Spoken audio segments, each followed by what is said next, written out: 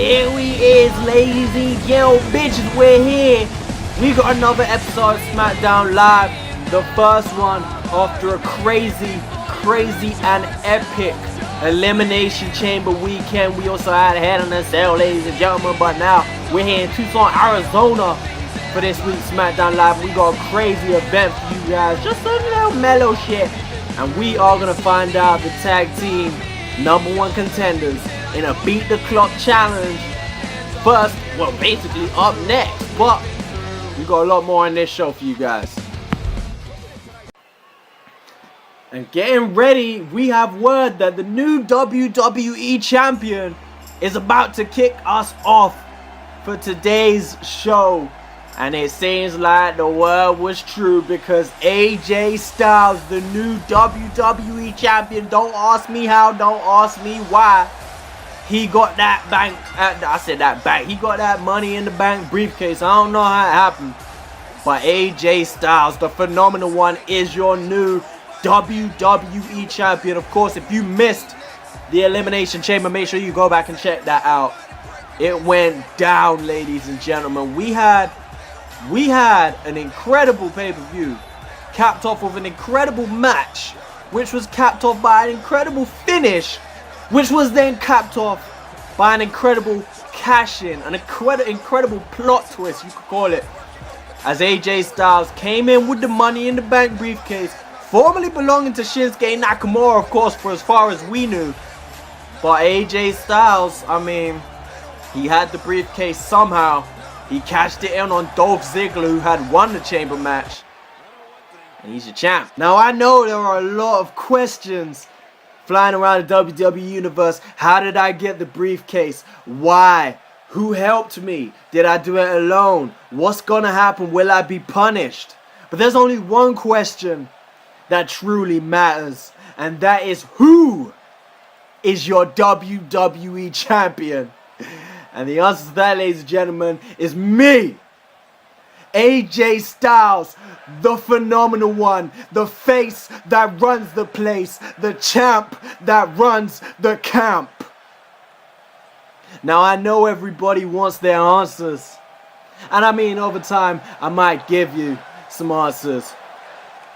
But what I tell you for now is that you guys don't deserve me performing for you guys each week, week in, week out. I do this for myself. Alright, it's time for some matchups. And like I said, we got a stop the clock challenge. Well, a stop the clock competition. Or beat the clock. What am I talking about? Stop the clock. We got a beat the clock competition. Tag team competition.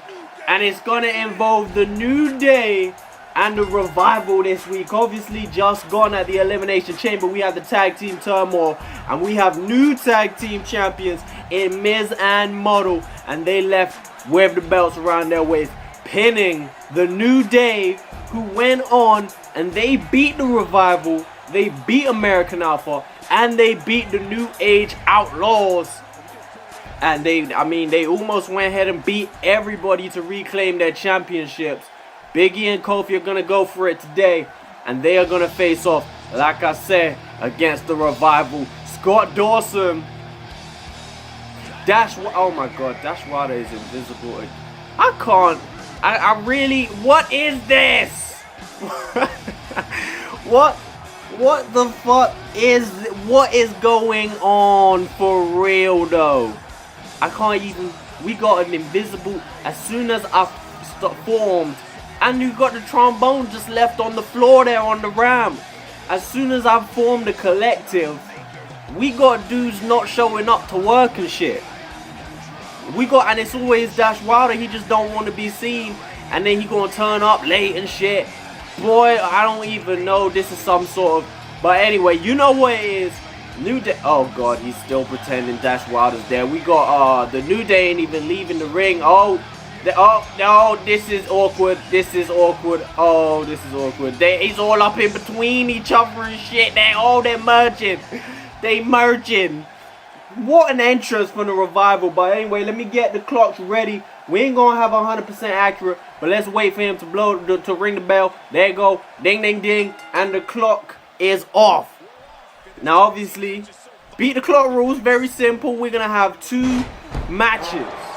The next week's match is going to consist of the Usos and American Alpha, baby. That's what it's going to be. Whoever gets a win in the fastest time is going to record. And they, well, I don't know what I'm talking about, but we're going to record.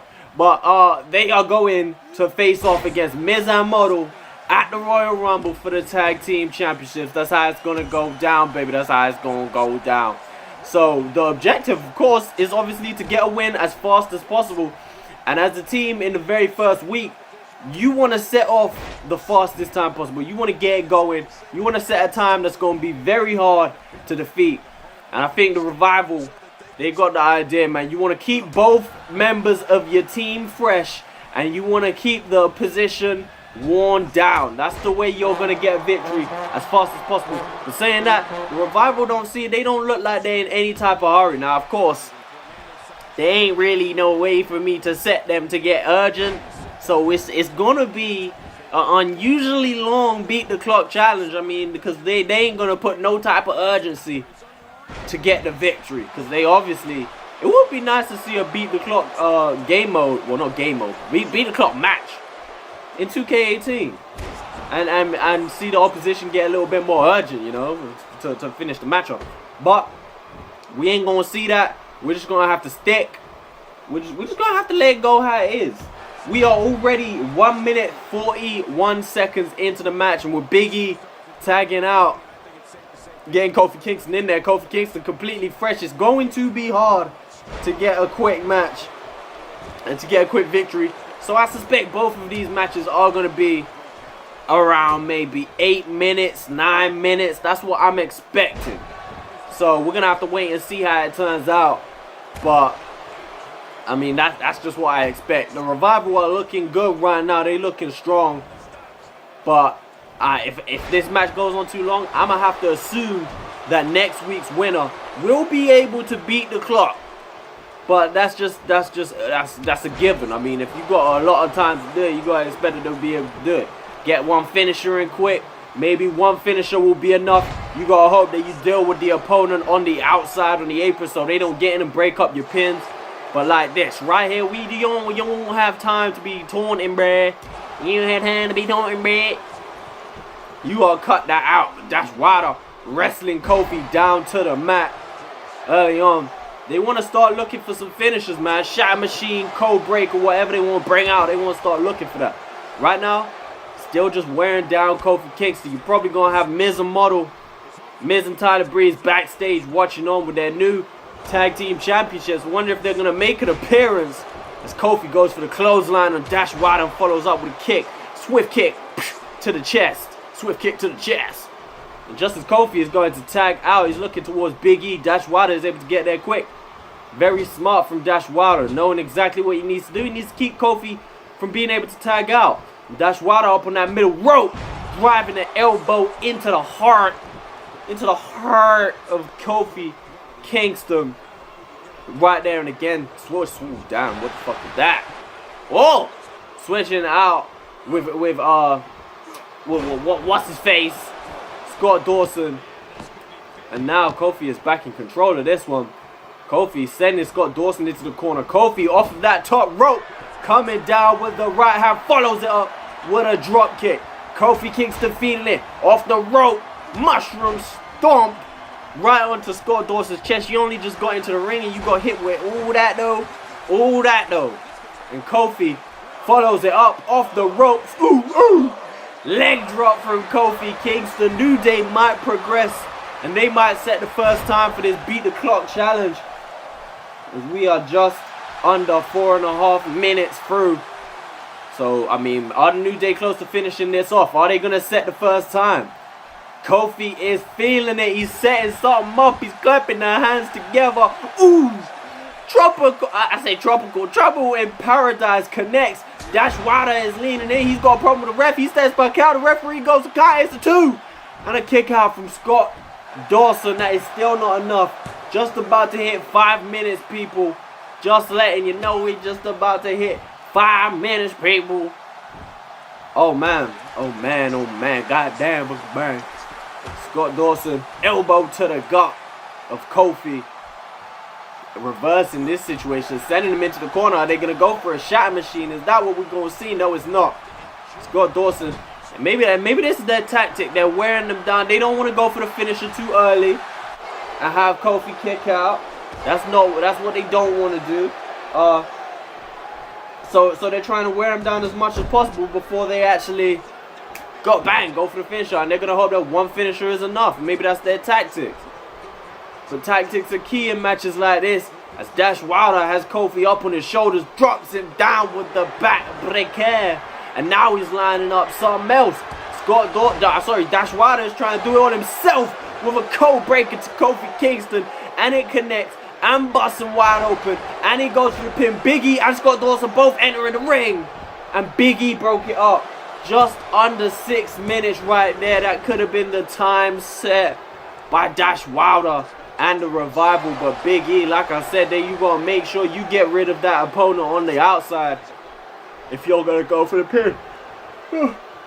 My bad, I'm tired, bro. You can't blame me. I'm tired. And Kofi, that's not good for the Revival. He's able to get a tag into Big E, who is not nearly as worn down as they'll need him to be if they want to get a quick finish. Whereas both Revival members have spent more time in the ring each, I'd say. So Big E is definitely holding that advantage over these two. Big E Langston going for that kick. Don't nobody even call him Big E Langston no more. It's just me. Big E though, reversing right there and just steamrolling Dash Wilder, sending him tumbling onto the floor right there. Lord Jesus, Big E showing off on the top rope. I mean, punish him, Dash. He wasting time and eats a German suplex off of that second rope. 7 minutes in on the Beat the Clock challenge. Anything over 10 minutes, I'm not sure if it will be enough. I just don't know. Stats are going to be majorly important as well now to think of it, with the whole whoever's got low durability, lowest durability, highest momentum stats. That's going to all contribute to getting matches finished quicker. Whoever's got lower and higher reversal stats, stuff like that. But right now, Kofi's gone on the outside of the apron, off the top rope. Frog splash to the lower spine of Dash Wilder, and he rolls him over and goes for the cover. Referee's going to count. It's a 1 and a kick out from Dash Wilder. That is demoralizing for New Day that he kicked out so quickly. Kofi's going to have to pick up the pace, pick up the urgency, and try and put some work on Dash Wilder right now. I mean, working holds are not the best idea, I don't think. Going arm locks, that's just taking time. It's going to wear down Dash Wilder way too slowly. Dash Wilder slowly getting to his feet also, and he's fighting out of it. That's another thing you got to think of. Dash Wilder now, bringing it onto Kofi Kingston, dropping him on the knee. Shin to knee of Dash Wilder right here, and he again going for another tag. Switching members. Scott Dawson straight in for the cover. It's a 1. It's a 2. And Kofi is able to kick out. Man. We don't even know what it is. Let me check. 8 minutes, 40 seconds on the clock. On editing, I'm obviously gonna put a timer, little counter on the screen, so you guys can see the time. So y'all know I ain't fixing. Although to be honest, you could just count it on the timer on the YouTube video. You could see there, but you know, I mean, y'all need to say that I ain't gonna cheat, because everybody wants to call everybody a cheater on YouTube and take away my man's credit. But hey, it is what it is. 9 minutes on the clock. This is going. It's taking a bit long, and we're still not seeing any huge urgency from either team. Look at how slowly Dash Wilder is entering the ring right here for a kick to the lower leg of Kofi Kingston. Right bang on the knee of Kofi, and now choking him out. They need to do something quick. They need to do something fast, whether it be a schoolboy roll-up or submission or something. Dash Wilder aggressively just stomping on the chest of Kofi Kingston. I mean, maybe they don't even want to beat the clock. Maybe they just want to do some damage. Maybe they just want to make a statement around the tag team division. I don't even things going right there. Sort that out. Dash Wilder hitting that signature move. Your signature is garbage, bruh. Your signature is trash, right? Trash. Dash Wilder, though, continuing to work on Kofi, but he's just hit his signature and he's not even going for a finisher. No urgency from the Revival. Now he's lining it up. There was a lot more urgency from the New Day, especially Kofi Kingston. And another code breaker from Dash Wilder right here. And that one, I mean, Biggie is all set. Oh, Biggie is slumping over. I don't know if he's going to get in the ring. It looks like he is a 1, a 2 count, and a 3. And there it goes. Let me stop that clock. We are looking at 10 minutes, 25 seconds. Give or take a second or whatever. We'll give you the exact time next week when we get the Usos and our American Alpha ready to beat the clock. But right now, we're looking at 10 minutes, 25 seconds. Again, give or take a second or so. The Revival have set the time to beat. And next week, it's time to beat. Next week, boss. Next week, we're going to see if either one of those two sides can beat. And we had a really good match. But surprising lack of urgency from Revival setting that time. Maybe they have no faith in the Usos or American Alpha. Maybe they don't think either of those teams can beat the time that they set. So, right now, despite the fact that there's only been one match, the Revival are the team who are set to face Miz and Model at Royal Rumble for the Tag Team Championships. That could change next week, however. Let's get on with the show. And here we are. Triple H is coming down to the ring with a microphone. Former Intercontinental Champion, of course. Losing his belt at the Elimination Chamber in a match with Finn Balor. The man, you know what? I don't even feel like I need, nor do I want to get into what's been going on with these two and why these guys are going back and forth. Finn Balor, you have stepped into a realm that you cannot even begin to understand. You have now entered the game and you've taken this championship away from me. And if you believe that this is even almost over, Finn, you are sorely mistaken. I will get another shot at you. As a matter of fact, I want you to come down here to this ring right now, Finn.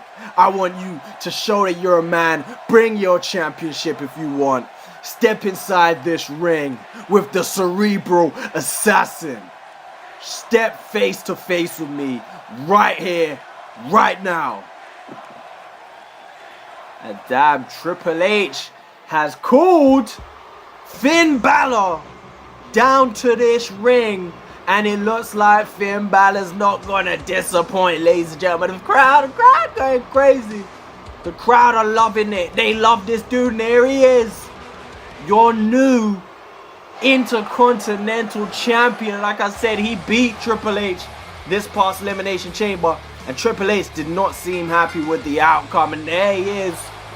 Finn Balor, his second championship of the series. And boy, the title looked good on him.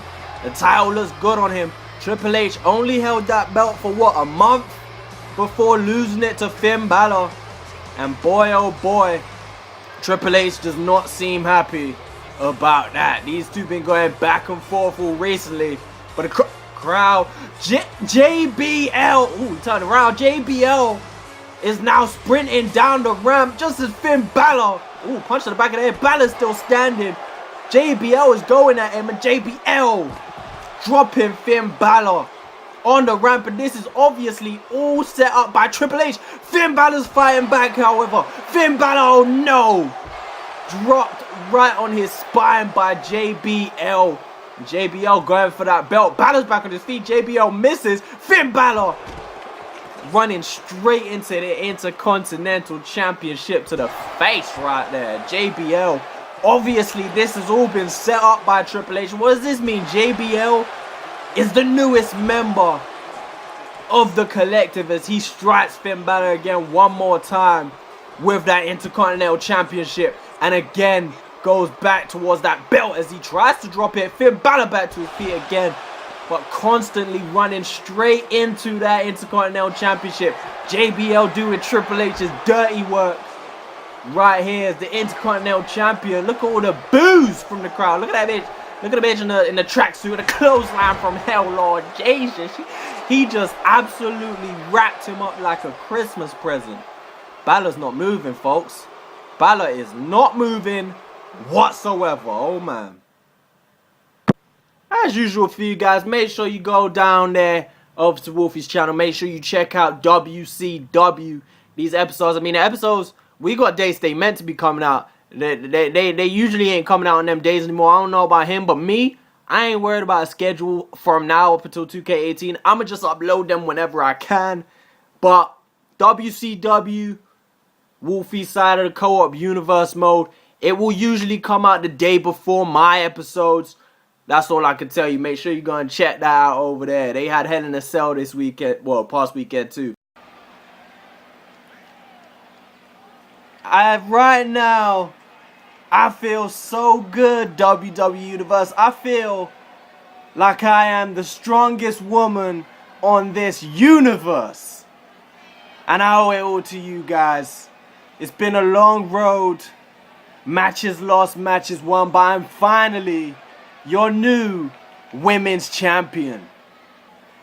Now I know that it's not going to be easy. It wasn't easy to win it, and it's not going to be easy to hold on to it. And I know there's a locker room full of many talented superstars, but I intend to knock off each and every single one of them to hold on to this belt that I carry down to the ring. Oh man, wait a minute, wait a minute. I wasn't ready for this. Hold on, wait.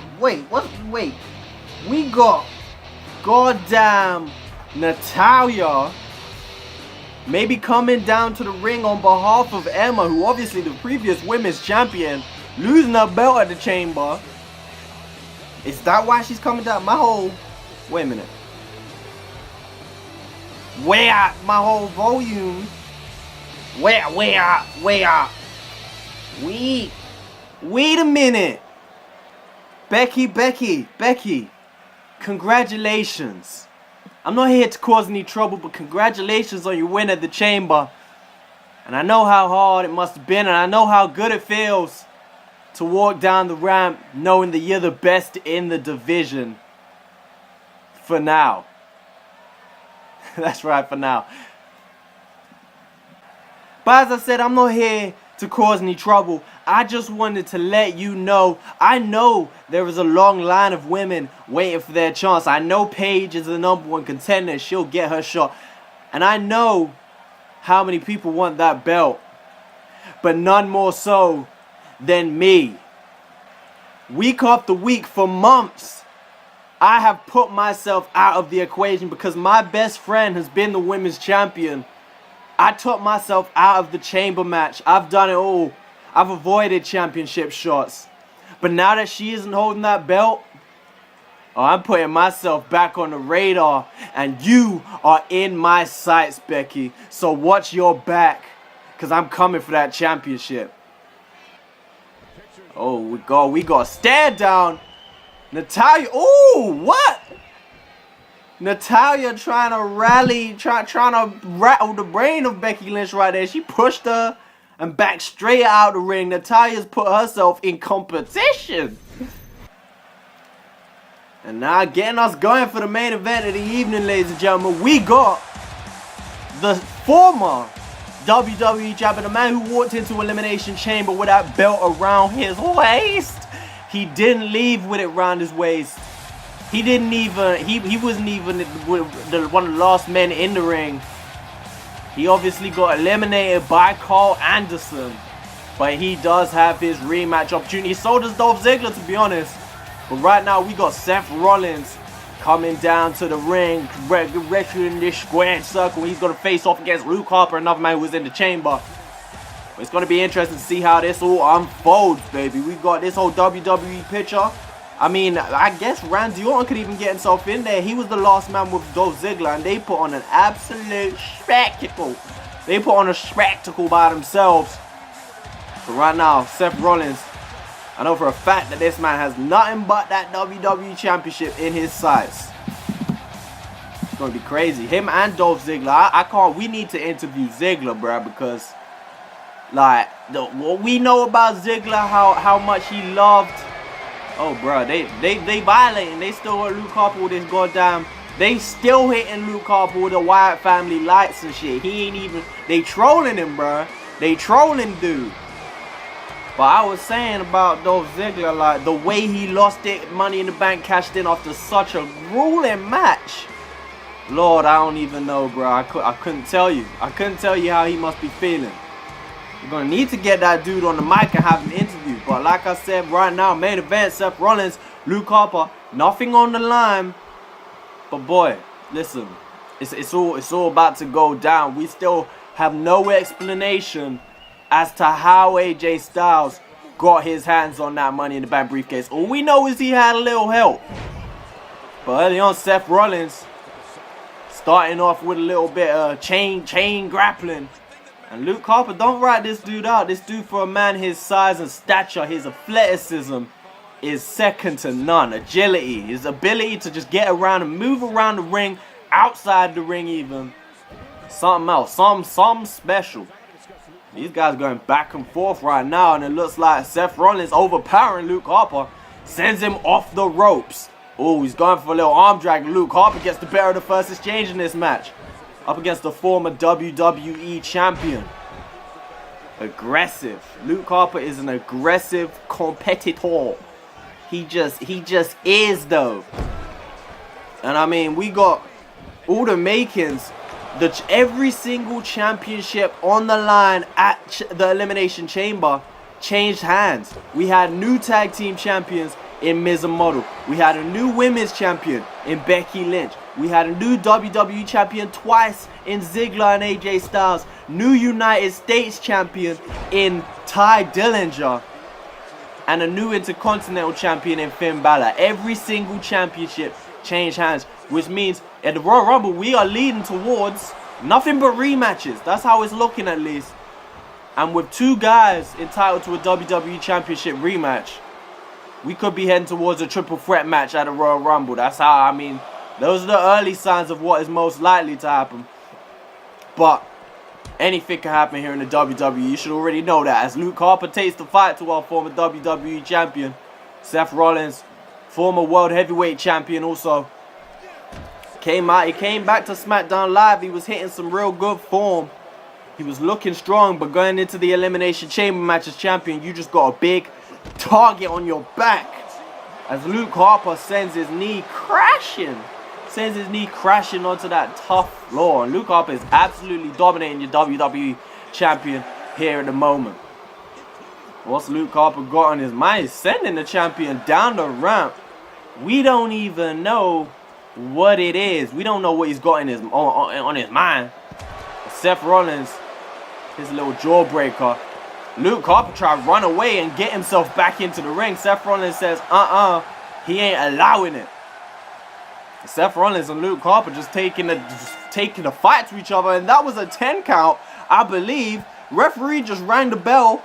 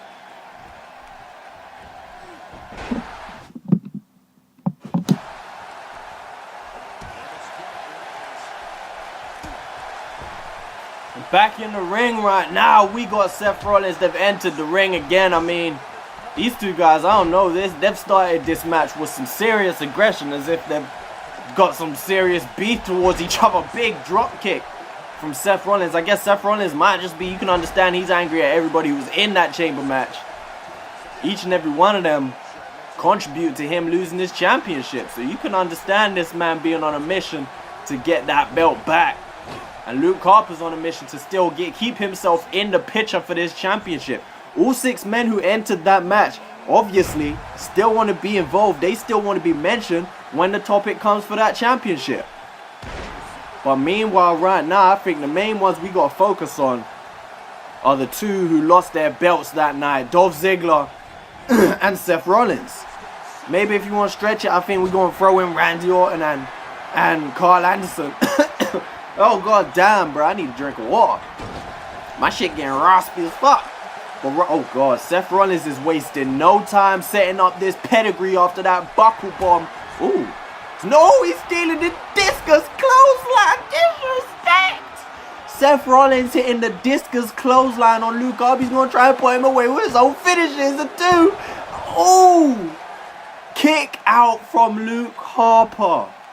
Man, Seth Rollins was he almost disrespected the shit. Well, he did. He already hit him with his own move. Seth Rollins over the top rope, Tope Tomoko, but he already hit dude with his own move. I mean, that's disrespectful enough. But how do you put him away with his own move?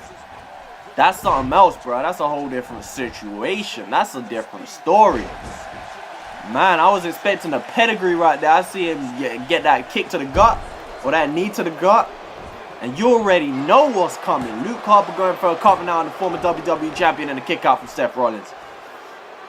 Man, I think next week we'll see what happens. We'll see how things unfold. But we're pretty much heading towards a triple threat at Royal Rumble. Seth Rollins, AJ Styles, and Dolph Ziggler. And what a match that promises to be if we do set that up.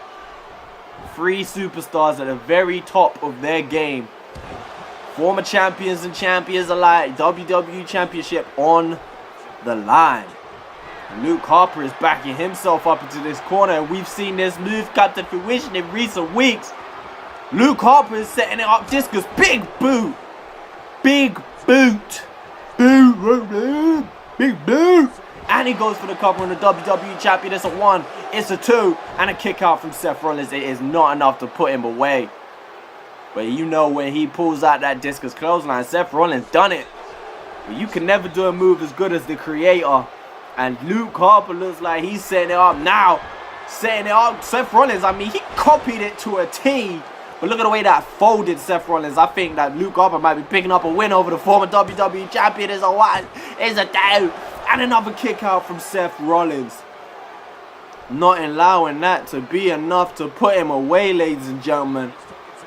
I mean, you got to think. I thought it might have been enough. You see someone copy someone else's move, you always got to think, did he perform it to his highest ability, to his highest level of damage? I don't think Seth Rollins did. Hence the reason that Luke Harper kicked out. But also Seth Rollins kicking out Luke Harper's. Is that just down to the resiliency of Seth Rollins? To how much heart he has? Just constantly fighting back. Referee slides into position, covers again, and another kick out from Seth Rollins. Crowd are feeling this match. Look at them jumping up and down. Don't know whose side they're on exactly, but the former WWE champion, my bad, fights back. Leg toss. Dragon corkscrew, leg something. He goes for a cover off of it.